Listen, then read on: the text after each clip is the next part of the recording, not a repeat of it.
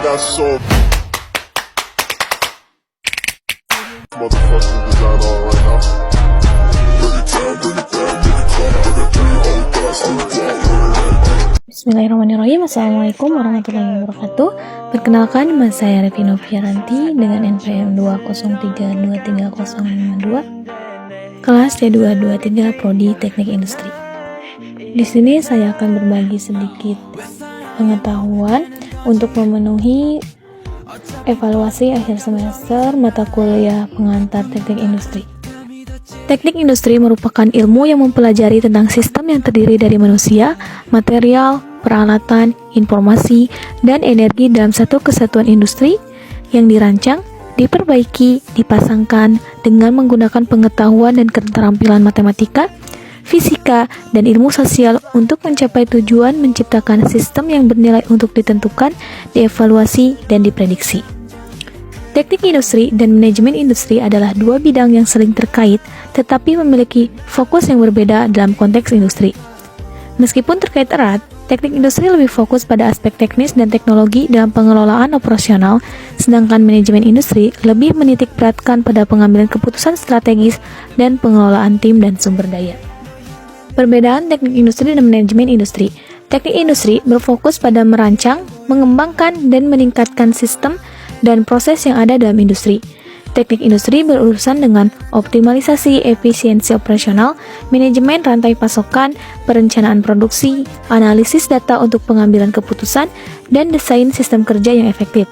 Tujuannya adalah meningkatkan produktivitas, kualitas, dan efisiensi dalam produksi dan operasi industri. Sedangkan manajemen industri lebih berfokus pada aspek manajemen dan kepemimpinan dalam industri. Manajemen industri melibatkan perencanaan strategis, pengorganisasian sumber daya, pengawasan, operasional, pengandalian kualitas, pengelolaan risiko, dan aspek-aspek lain dari administrasi bisnis dalam konteks industri. Tujuannya adalah memastikan bahwa sumber daya digunakan secara efektif, tujuan bisnis tercapai, dan operasi berjalan dengan lancar. Sejarah teknik industri adalah cerita evolusi dan perkembangan disiplin ilmu yang berfokus pada perancangan, perbaikan, dan manajemen sistem produksi dan proses industri. Adapun sejarah singkat perkembangan industri, yang pertama adalah zaman praindustri. Sebelum revolusi industri, pekerjaan dan produksi dilakukan secara manual oleh pengrajin individual atau dalam keluarga. Manajemen produksi umumnya tidak terstruktur dan didasarkan pada pengalaman dan tradisi. Yang selanjutnya yaitu revolusi industri pertama, yaitu pada akhir abad ke-18, pengenalan mesin uap, mesin cetak, dan teknologi mekanis lainnya mengubah proses produksi secara drastis. Juga prinsip-prinsip manajemen mulai berkembang dengan konsep-konsep seperti spesialisasi kerja, perencanaan produksi, dan pengawasan kualitas.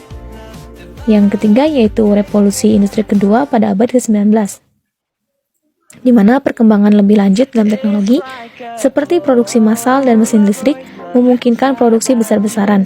Prinsip-prinsip manajemen terus berkembang dengan penekanan pada manajemen ilmiah dan efisiensi. Juga ada abad ke-20, Perang Dunia I dan II mempercepat perkembangan teknik industri dengan fokus pada manufaktur senjata dan logistik perang. Pemahaman tentang ergonomi, produksi otomatis, analisis statistik, dan pengendalian kualitas semakin meningkat. Yang selanjutnya yaitu era kontemporer. Perkembangan teknologi komputer dan otomasi mengubah wajah industri. Teknik industri berkembang menjadi cabang ilmu yang kompleks, mencakup manajemen operasi, rekayasa produksi, manajemen rantai pasokan, analisis data, dan manajemen proyek. Fokus pada keberkelanjutan dan tanggung jawab sosial juga semakin mendalam. Seiring berjalannya waktu, teknik industri terus berkembang untuk memenuhi tuntutan perubahan teknologi, sosial, dan ekonomi dalam industri. Ini telah menjadi inti dan meningkatkan efisiensi dan produktivitas dalam produksi dan proses bisnis, serta memainkan peran penting dalam pengembangan sistem dan inovasi produk baru. Filsafat teknik industri ada secara ontologi, secara epistemologi, dan secara aksiologi. Secara ontologi berasal dari bahasa Yunani kuno yaitu ontos yang berarti ada atau realitas, dan logos yang berarti pengetahuan atau studi. Jadi secara harfiah, ontologi adalah studi tentang realitas. Ontologi adalah cabang filsafat yang berkaitan dengan pertanyaan tentang realitas, eksistensi, dan sifat-sifat hakikat entitas. Secara epistemologi berasal dari bahasa Yunani kuno juga, yaitu episteme yang berarti pengetahuan, dan logos yang berarti pengetahuan atau studi. Jadi, epistemologi adalah studi tentang pengetahuan.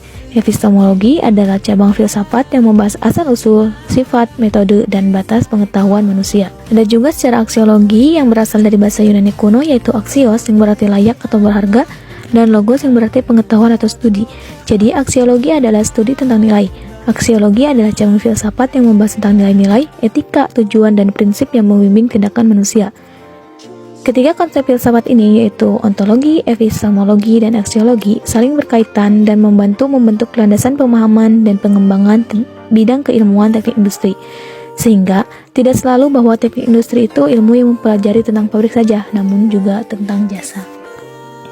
Dalam keahlian teknik industri, adalah kemampuan mereka untuk merancang sistem kerja di sistem industri. Setelah produk dibuat, namun dalam sistem proses mengerjakan produksi membutuhkan unsur cara kerja manusia, sehingga tercapai proses yang aman dan sehat pada manusia. Agar keberlangsungan interaksi manusia dalam sistem industri, maka terdapat pada kenyamanan dan kesehatan bekerja atau disebut ergonomi, serta lingkungan kerja yang baik seperti keselamatan kerja. Yang pertama, faktor manusia. Manusia bagian dari yang tidak bisa dipisahkan dalam sistem industri, terutama pada sistem produksi. Ada yang dikenal dengan sistem kerja. Manusia terlibat dalam menyelesaikan produksinya dengan tangan-tangan manusia, agar manusia tersebut dalam keadaan berkelanjutan secara sehat dan aman. Adapun langkah-langkah penyelesaian faktor manusia dapat dilakukan dengan yang pertama, pendefinisian masalah, tujuan, kriteria, ekspektasi, dan kapasitas. Juga yang kedua adalah analisis masalah, data, pengukuran, dan pengujian, pencarian alternatif, itu solusi pilihan yang diambil, evaluasi alternatif, menggunakan metode, prinsip-prinsip, dan lain-lain. Juga pengambilan keputusan, cara implementasi, cara komunikasi, dan juga lain-lain. Antropometri dan ergonomi. Ergonomi merupakan bagian dari faktor manusia yang tujuannya mengintervensi manusia ke dalam pekerjaannya bersama alat yang digunakan dengan memanfaatkan keterbatasan dan kelebihan manusia itu sendiri. Sebelum melakukan proses evaluasi dan perbaikan sistem kerja, maka dilakukan proses pengukuran baik pada manusia sebagai pelaku dan alat yang digunakan atau antropometri. Hal-hal yang atau benda yang bisa menjadi objek evaluasi yaitu kursi, meja kerja, operator mesin, perangkat lunak pada HP, mobil, dan marka jalan. Semua sistem kerja di atas dapat dikembangkan ke hal-hal lain yang kaitannya ada unsur manusia dalam pekerjaan. Prinsip-prinsip ergonomika, yang pertama postur tubuh yang benar, penggunaan alat kerja yang ergonomis, juga pendekatan berbasis manusia. Postur tubuh yang benar di sini yaitu mempertahankan postur tubuh yang tepat saat duduk atau berdiri untuk mencegah cedera punggung dan leher.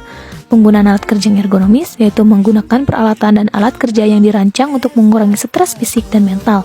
Juga pendekatan berbasis manusia yaitu merancang sistem kerja dan ruang kerja berdasarkan kemampuan, keterbatasan, dan preferensi manusia. Adapun manfaat ergonomi dalam lingkungan kerja yaitu peningkatan produktivitas, pekerjaan yang dirancang dengan baik meningkatkan efisiensi dan produktivitas karyawan. Yang kedua adalah reduksi cedera kerja. Ergonomi membantu mengurangi risiko cedera, seperti cedera otot dan tulang belakang, juga kesejahteraan karyawan. Ruang kerja yang ergonomis memberikan kenyamanan dan dukungan terhadap kesejahteraan karyawan. Selanjutnya yaitu faktor-faktor yang mempengaruhi ergonomi. Yang pertama fisik, meliputi postur tubuh, gerakan, dan ergonomi alat kerja. Yang kedua, psikologis, termasuk stres, kelelahan, dan aspek mental lainnya. Yang ketiga adalah sosial, memperhatikan interaksi dan hubungan antar individu di lingkungan kerja. Ergonomi dalam desain produk, perancangan yang diperhitungkan, memperhitungkan ukuran, bentuk, dan fungsi produk agar sesuai dengan pengguna, reduksi ketidaknyamanan, mengurangi ketidaknyamanan dan risiko cedera saat menggunakan produk, juga penyederhanaan penggunaan, memastikan penggunaan produk yang mudah dan nyaman bagi pengguna. Ergonomi dalam desain ruang kerja, penyusunan ruang kerja, menata ruang kerja agar memungkinkan mobilitas yang mudah dan aksesibilitas yang baik, pemilihan furnitur yang baik dan tepat, memilih furnitur yang mendukung postur tubuh ideal dan memberikan kenyamanan selama kerja, juga pencahayaan yang sesuai, mengatur pencahayaan ruang kerja untuk mengurangi kelelahan mata dan meningkatkan konsentrasi. Ergonomi dalam penggunaan komputer. Yang pertama ada postur duduk yang baik, mempertahankan postur tubuh yang baik saat menggunakan komputer untuk mencegah cedera dan ketidaknyamanan. Evaluasi pada posisi keyboard dan mouse, menyesuaikan posisi keyboard dan mouse agar sesuai dengan postur alami lengan dan tangan. Juga menjaga kesehatan mata, mengatur